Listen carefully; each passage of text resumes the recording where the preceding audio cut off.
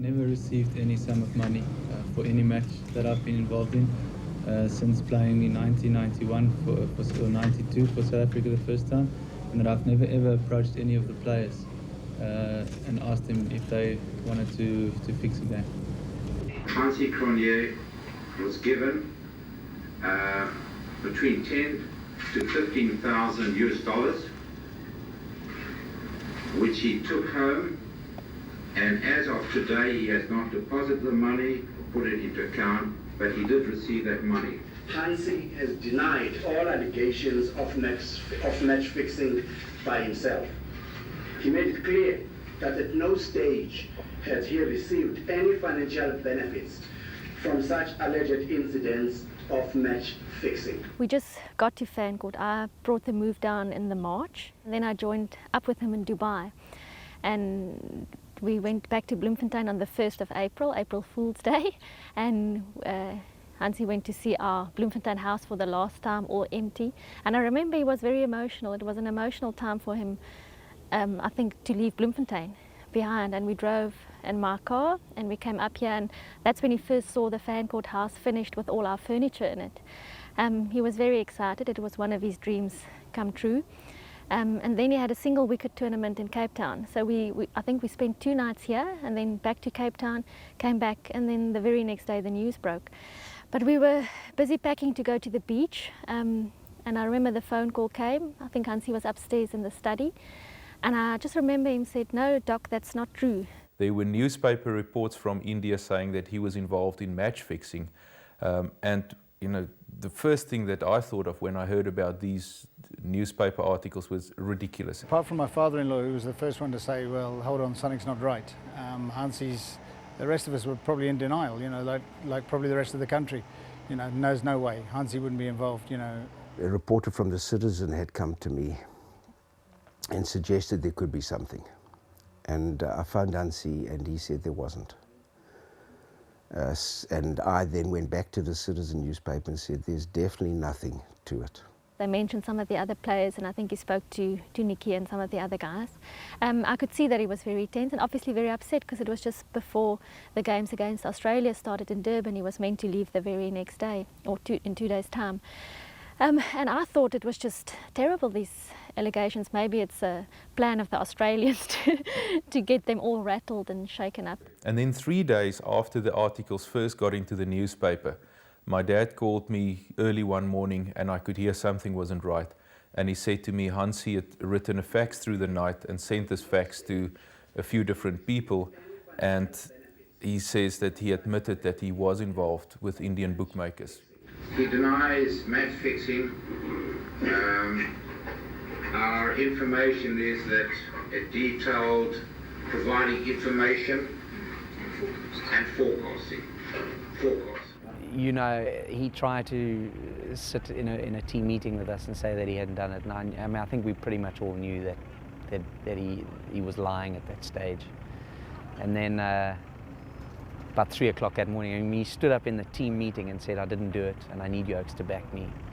And we did. You know, that's who he was as a person. We stood up and backed him. And then at 3 o'clock that morning, as the story unfolds, he goes and tells Ghulam Raja that he did it, and I get a phone call next morning. We're playing Australia on Wednesday, and on the Monday I get a phone call Monday evening, and Sean Pollock says, early in the morning, Hansie's admitted to doing it, getting involved, and I'm the new captain. I had to sit down on the chair. It was a bit of a shock. And I thought we actually beat Australia that next game on the Wednesday, and it's still, to me, I managed to get 90 odd in that game, and I remember walking off the field and kissing my helmet, and I was very emotional that game. And we actually, for a period of time, played very good cricket as a team under Sean, but it was a trying time for us, France. It was a tough time. This is a guy we respected hugely, a guy who meant a lot to us as a leader. And for us effectively all to be implicated in this process, it was a testing time. I got a phone call. I'd gone to bed. I got a phone call. I assumed that the phone had rung at about 11 p.m. I'd gone to bed at about 9:30, but I must have fallen into a really deep sleep. And the phone, the voice on the phone, clear, lucid, said to me, Rory, it's Hansie, do you mind coming up to my room? I said, yeah, sure, H, no problem. Jumped out of bed and I pulled on a pair of shorts and a t-shirt, and then I looked at my watch and it was 2:30 in the morning. So I was obviously fast asleep. And I thought, wow, what's going on here? So he told me the room number, obviously. I ran up the fire escape and I walked into a room. It was a suite almost at the end of the passage. And all the lights were on in the room. Hansie's bag was packed. It was right by the door. And he was bright-eyed, wide awake at that time of the morning. And as I came in, and he came towards me, and in his hand he had this document, which was subsequently the fax, the famous fax. And he said to me, Rory, perhaps you have realized, but some of the stuff that's being said about me in the press is actually true. And I want you to read this. And I, not for 1 minute, had ever suspected that there was any truth in these allegations. So it was like he could have just as well have thrown a bucket of ice water in my face. And it was like, whoa. So now I'm trying to compute this. He's given me this document. I'm trying to read it. I'm in a little bit of shock because like any other South African would have been, there's no way that Hansie would have done this. And I'm trying to, and then all of a sudden, it kind of, after a few seconds, my job and my function, my role kicked in, and I thought, hang on, I am here I am the security consultant to the United Cricket Board. I've got to now start doing something. And Hansie said to me, I want you to send that fax to a few people, and then I want you to take me to India, and I've got to face the music. He gave me his wallet. He said to me, take this wallet, give it to Bertha, and he said, Rory, you look after her. She's innocent, and she knows nothing about what I've done. And I want you to promise me today that you'll look after her. I said, of course I will. And then he got me to send that fax to Ray McCauley, Ali Bacher, Peter Pollock, I think, and then to his dad. And while I was doing all this, I said to him, H, have you spoken to Gulam, to the team manager? He says, no, I just want to leave now. I want to get away. I want you to send that fax. And I thought, Hansie, please, you've got to tell the team manager. Let's just get Gulam up here. So I phoned Gulam. Now we're talking about 3 in the morning. And I said, Gulam, you need to come up to Hansie's room. And he was there in a flash, obviously. And I said, Hansie's just told me that there's some truth in some of the stuff. He wants me to take him to India. He wants to face the music. It was like, enough now. I can't live anymore with these lies. I know he was a man of faith. I know he was brought up in an exceptionally good home, wonderful parents, strong family bond. He was schooled in one of the great South African institutions, Grey College, where there's a strong focus on values, on honesty and integrity, and on Christian faith. So all of that would have been saying to him, I can't carry on lying like this. I've got to now come clean, And I mean, I think we've all been there. Most of us to a far smaller degree, where you might deny something and you might try and hide something, but there comes a time when your conscience just will not leave you alone. And it says, now's the time to say, hey, hang on a minute, enough now. And he was at that stage where it was enough. Whatever it takes now, whatever's coming down the track for me, I'm going to face it. That's the mindset with which I found him on that morning. Hansie was just saying, look, I need to get away. I want to leave Durban. I want to leave the team. I want to get away. All he wanted almost nothing more to do with his current capacity as the captain of the national side. He wanted just to get away. This is my sense. This is my interpretation of it. But he felt that he needed to go to the Minister of Foreign Affairs. As I said, he wanted to apologize to him, and he wanted him to assist with getting him to India.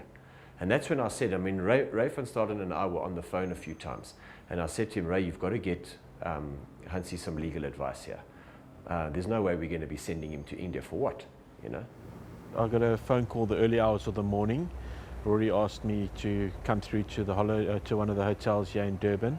I think it was the Elangeni at the time, and he introduced me to Hansie, and he said Hansie needed to get to Pretoria at that time in a hurry, and wouldn't I assist in getting him there. To me, Hansie was just somebody that needed a lift up there with a security person. So I didn't go with him at first, and then Rory came and saw me downstairs in the foyer and said, no, plans have changed, the minister's going to be in Cape Town, and this story is very big. Wouldn't I please accompany Hansie down to Cape Town? I arranged with my officials, one in particular, Graham Abrams, to make sure that he picks him up and gets him to the hospital the following morning, which happened, of course.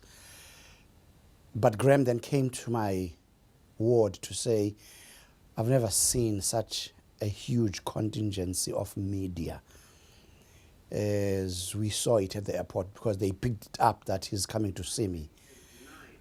And we had agreed that I'll be doing the talking. He won't do any talking and he won't answer any questions. I'll do the talking and finish it, which is how we kept it. Of course, the media was at us, trying to hammer him and on all fronts. I was quoted quite heavily in the media, sometimes criticized for keeping on saying, "Captain, my captain." But I don't regret that, not for a moment. I don't regret that. The fact that these young players fell into that situation, to me, does not make them people that you don't want to mix with. It just clearly says something is wrong, it needs to be corrected, and you correct it, and that's it. The Commission set out to uncover instances of fraud, corruption in the world of cricket. It's a very lucrative world, particularly in the subcontinent, where millions in American dollars, mind you, that's not such a big deal these days, but millions of dollars change hands through bookies, legal or otherwise.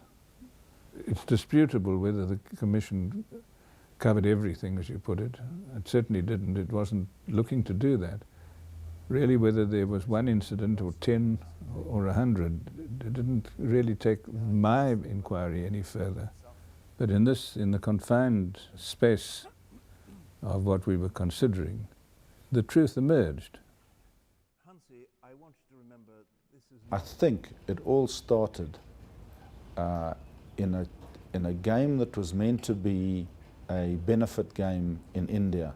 South Africa were asked to stay back and play that game. Now, there was nothing in it. They'd won the one-day series there, and then suddenly that game was now elevated into a one-day international. And what I remember of that series is it was 1-1. India won the first in Ahmedabad, South Africa won the second. Gary Kirsten came and hit a couple of hundreds, Klusener did very well, and India won the third in Kanpur. And then we went all over India. It was the most tiring one-day series that I have done. It was India, Australia, South Africa. And after it got over, there was an India-South Africa game right at the end, and South Africa were leaving that night to go back. That was the one-day series. I think this was the last game of the Titan series. My facts might be a little here and there. It was the last game of the Titan Cup, and it was added on as a benefit game for Mohindra Amarnath. And I know the South Africans were very unhappy about playing that game because it was Hansie Cronje's 100th one-day game. And apparently the next one-day that South Africa played would have been in Bloemfontein, which of course is where Hansie would have liked to play his one-day. And what I remember about that game is South Africa were just not in it. You somehow sense from a commentary box, because we associate South Africa, at that time certainly we did, as being a very tough, at all times 100% kind of team. And even for such a young team in international cricket, we admired them enormously.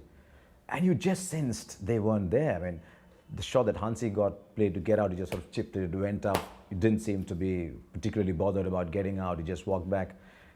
And much later, news emerged that they didn't actually want to play that game and that there'd been meetings on whether to accept an offer, on whether to play or no. It was the end of a very long tour. The guys were emotionally and physically exhausted. And we'd arrived at the Taj Mahal, and we had a team meeting that was called, and management wasn't involved, and Hansie had called the team together, and we sat in this little hotel room, and Hansie said, well, you know, there's someone out there who's prepared to pay us money to throw a game. Would the team consider it? I think in many respects it was like silly money because we were on our dying legs. I mean, it was no ways we were going to win the game, and I think we just wanted to get home. But unfortunately, Ali had agreed for us to play a benefit game for Amarnath, who was an ex-Indian player, and I think the guys just wanted to get home. So we weren't in any state to go out and play a benefit night game in Mumbai.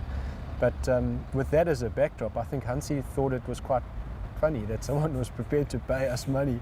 And the thing was also that cash in India was also quite a big thing, because all your match money and all your team money that you earned came in, and was, if you were man of the match, 50% went to you, and it was in dollars, and 50% went to the team kitty, so-called. So, and at the end of the tour, the team kitty used to build up quite substantially. And always in US dollars? Always in US dollars usually, yeah. And so this was almost like a mechanism in terms of bolstering the kitty to say, well, let's go home with some money. But as I say, nothing was debated, and I think Hansi was very quick to say, listen guys, just go and relax for the next day or so, and enjoy yourselves, and we'll chat again. And then a subsequent meeting, as I think it was the next day or the evening of the next day. We didn't have practice or anything because it wasn't a serious match. The guys got together and we picked up again in terms of where we left off to see how the team felt. It was almost surreal for me in a sense, because he has this great leader who we've all respected hugely for what he's been able to achieve, and now he's coming in, and it was almost like we were mesmerized by it. Well, this sounds all right. I mean, if he's buying into it, we can all buy into it. This doesn't seem too bad, you know. End of a game, a benefit game. We're sick and tired of being in India, and yeah, we can make 60, 70 grand each if we just do a few things. It's almost for a moment in time, it felt like it was okay. And we came to our senses, and as a team began to realize, and there were a couple of guys who prompted it, and came to realize, what are you talking about? This is crazy, it's dirty money, it's illegal, you can't go down that road, and made a very wise decision as a team to say, we're actually going to stay out of it. And for the first time in my career, I became a little bit more conscious about match fixing, for the first time. It sort of started off with the guys debating and saying, oh, but some guys were saying, well, maybe, and others were saying, no, maybe not, and then there were 2 or 3 guys who just said, listen, we don't feel comfortable, you know, in terms of doing something like this, and with that, I think the whole thing dropped, because it probably, looking back, was an all or nothing type of arrangement that we'd get involved in. But when I look back at it, I think that I don't think as a team that we realised the implications. That in the moment, I think we were blinded to the fact that this thing could have huge ramifications going forward. So it was almost like flippantly discussed and talked about and bandied about, but I don't think anyone really realised the severity of perhaps what as a team we were looking at and getting involved in. The current thinking in international cricket is that the only appropriate sentence for offences of this kind is a life ban. Unofficially, this decision is supposed to have set the tone for how to deal with corruption in world cricket. Hansi Cronje has just finished his statement. Took him about 45 minutes to do that. He maintained that he never fixed the outcome of a match, and but he did receive some money from bookmakers. Of course, he also exonerated men like Herschel Gibbs, Henry Williams and the like. Gibbs initially denied the match-fixing allegations 8 times before eventually coming clean after pressure was put on him by national team vice-captain Mark Boucher. Gibbs also claims that fast bowler Henry Williams agreed to bowl badly after Cronje approached him with an offer on the same morning. Williams appears before the commission tomorrow morning, but it is Gibbs's confession that has the South African cricket community reeling. Hansi approached me the morning of the last one-day game in Nagpur. That was 20-6 that morning. And I was still in the bathroom and I heard his voice in our room, and he was speaking to Herschel. So I got dressed, came out with my shirt around my head.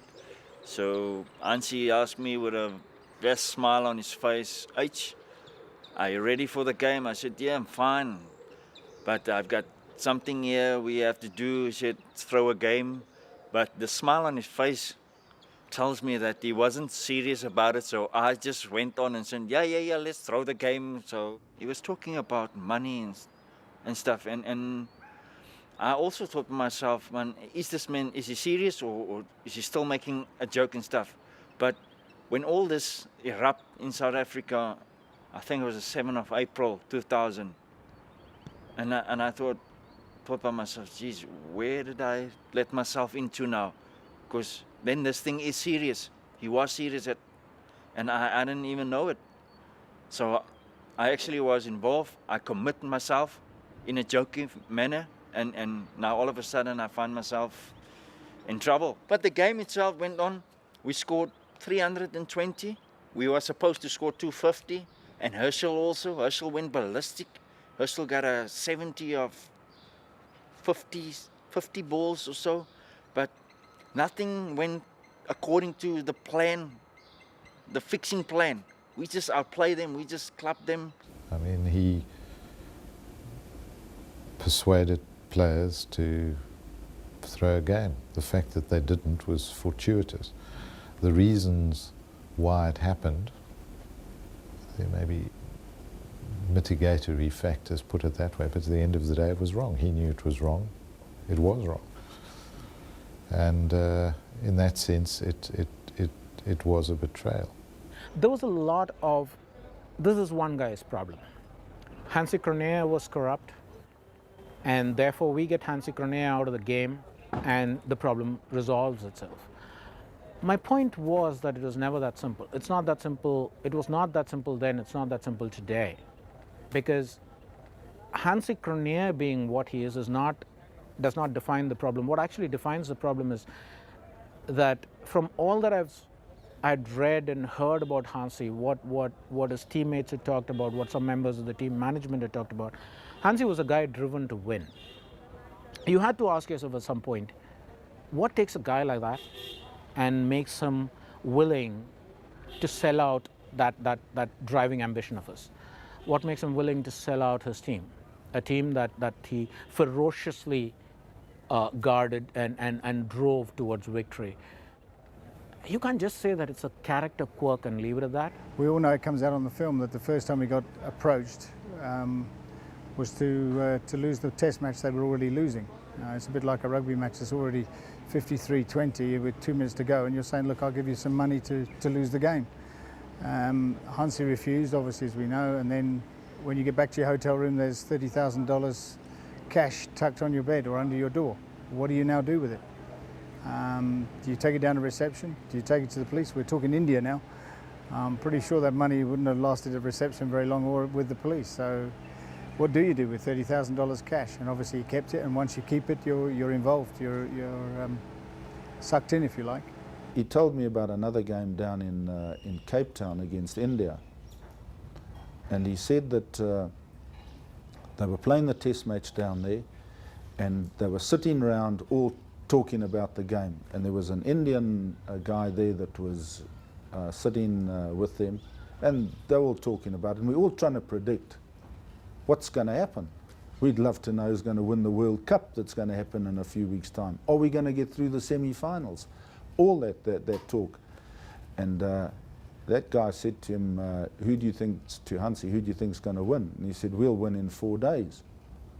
And he said, why do you say that? He said, well, India have got 2 batsmen and 2 bowlers. We've got 5 batsmen and we've got 4 bowlers. We will win in 4 days. The odds are stacked in our favour. And Hansie said about, that was all that was said. About 2 weeks later, that guy gave him $20,000 US. And you say, what match fixing was going on there? But the fact that he accepted the $20,000, that was now the problem, that whatever was going on. People during that period talked about this as some kind of a huge moralistic thing that's happening. It's not. It's a guy on the phone asking, hey, Hansie, what do you think the weather is going to be like tomorrow? And you say, yeah, I think, there's going to be some dew in the evening, and maybe, you really don't want to bat second.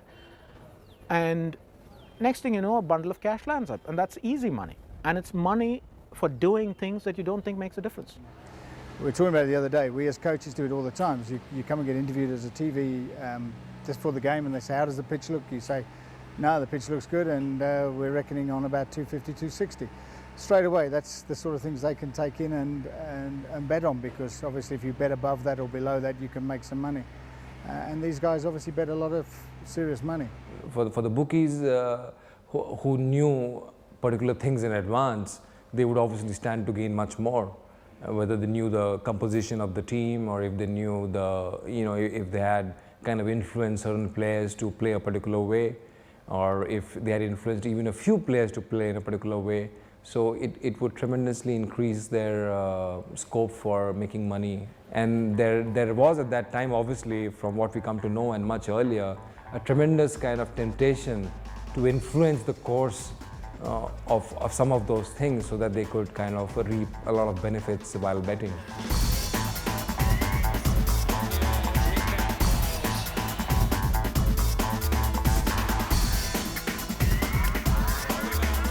They ask you an innocuous question.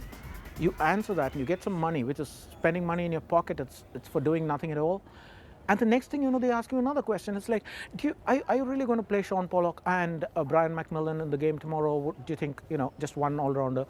And okay, you've already, there's two things to this. One is you don't think it's a big deal to talk about that. And the other thing is you've already talked. It's too late for you to sort of climb on a moral high horse and say, look, don't talk to me. And the money becomes too easy. It's money for talking about things that you wouldn't mind. If I had asked Hansi that question, he would have probably told me.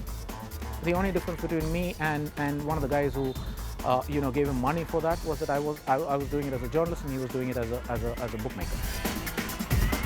I mean, these people don't just come up to you and say, hey, throw a match, or like people think. They take you out for a meal, they get to know you as a person, they're your friends.